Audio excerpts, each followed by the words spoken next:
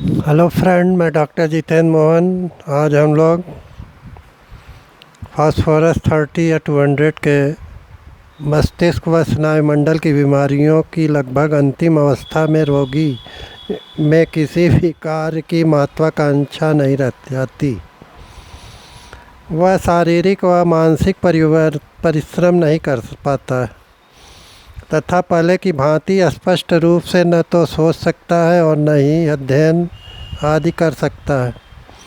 उसमें नवीन विचार या तो आते ही नहीं और अगर आते भी हैं तो धीरे धीरे। वह कामुक होकर हायोसामस के रोगी की भांति बेशर्म होकर नग्न हो जाता है। माइंड सिम्टम बहुत इम्पोर्टेंट। वर्टिगो में भिन्न भिन्न प्रकार के इतने अधिक मानसिक लक्षण और किसी और दवा में दृष्टिगोचर नहीं होते जितने कि फास्फोरस में दिखाई पड़ते हैं।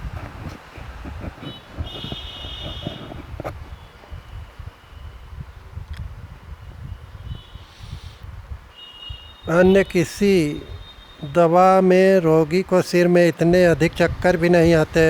वृद्ध व्यक्तियों के यदि सिर में चक्कर आने की शिकायत हो तो वह इस दवा का प्रयोग अवश्य ही करना चाहिए। माथे में पुराना रक्त संचय भी इस रोग का एक महत्वपूर्ण लक्षण माना जाता है।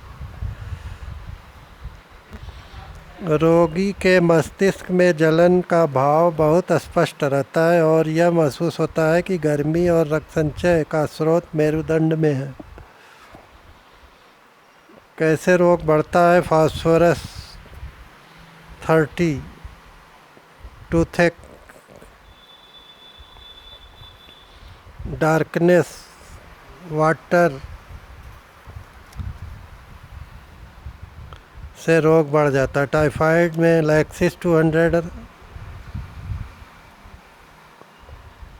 आफ्टर स्लीप में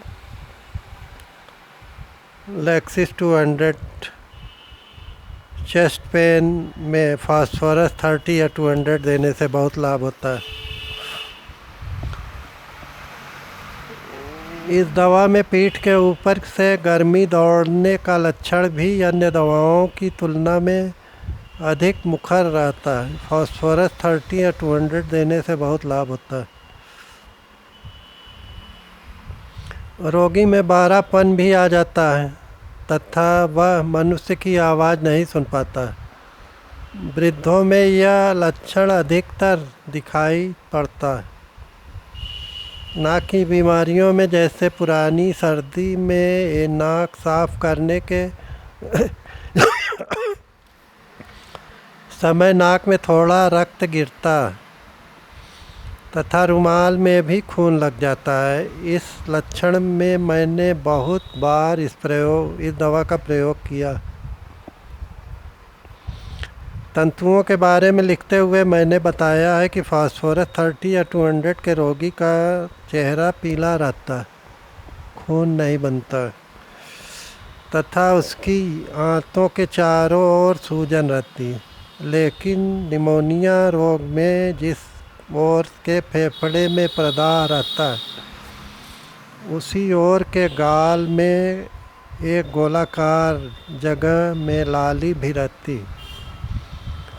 सेंगनेरिया कैनाडेंसिस 200 में भी ऐसा ही होता है।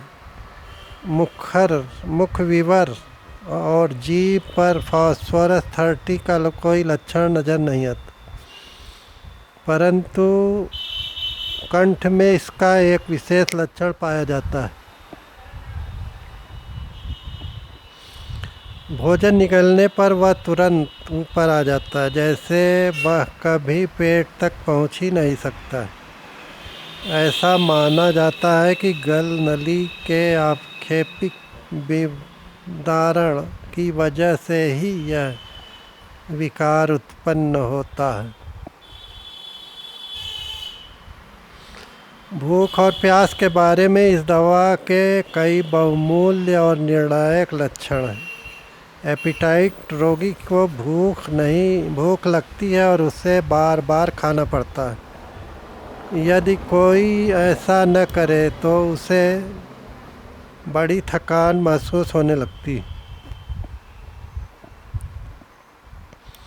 भोजन के कुछ देर बाद ही रोगी को फिर भूख लग जाती और कई बार तो उसे रात में नींद से जागकर भोजन करना पड़ता है। खा लेने के बाद उसे शांति महसूस होने लगती, परंतु तुरंत ही फिर भूख लग जाती है। आयोडियम 1000 या 10,000, चिलिडोनियम क्यू, पेट्रोलियम 200 या 1000 नंबर और एनाकार्डियम 200 में भी यह लक्षण पाए जाते हैं। एपिटाइट मच आर इंक्रीज्ड में आयोडियम 1000 या 10,000, चिलिडोनियम क्यू, पेट्रोलियम 200 या 1000 नंबर, एनाकार्डियम 200 या 30, फास्फोरस 30 या 200। वोमिटिंग में पल्साटिला 200, फास्फोरस 30, नक्स वोमिका 200, नेट्रम्योर 200 देने से लाभ होता है। इपिकाक 30, आर्थनिक अल्बा 200, सेंटोनाइन 30 या 200 देने से उल्टी में आराम होता है। इम्प्टी फीलिंग में सीपिया 200 या 1000 नंबर, फास्फोरस 30 या 200, इग्नीशिया 200 देने से लाभ होता है। फास्फोरस 30 के रोगी को कभी कभी पेट में खालीपन और शून्यता की भी शिकायत होती है। इस प्रकार का लक्षण इग्नीशिया 200, हाइड्रेस्टिस क्यू या 30, सीपिया 1000 या 10,000 नंबर में भी मिलता है, लेकिन फास्फोरस 30 या 200 में यह लक्षण पकाशय में ही नहीं बल्कि समस्त पेट में फैल जाता है। अन्य किसी दवा का यह लक्षण इतना व्यापक रूप ग्रहण नहीं करता। फास्फोरस 30 का एक और लक्षण यह भी है कि इसमें रोगी को बहुत अधिक पानी की तरह या पिचकारी की धार की तरह से बहुत तेज़ी से मल निकलता है। मल द्वार खुला सा महसूस होता है जैसे एपिस 30 में, लेकिन उसमें प्यास नहीं रहती। उससे लगातार मल निकलता रहता है। मल नली में कूथन के साथ अमरक मिला हुआ मल निकलता है। कब्ज होने पर भूख, सूखा और सख्त मल निकलता है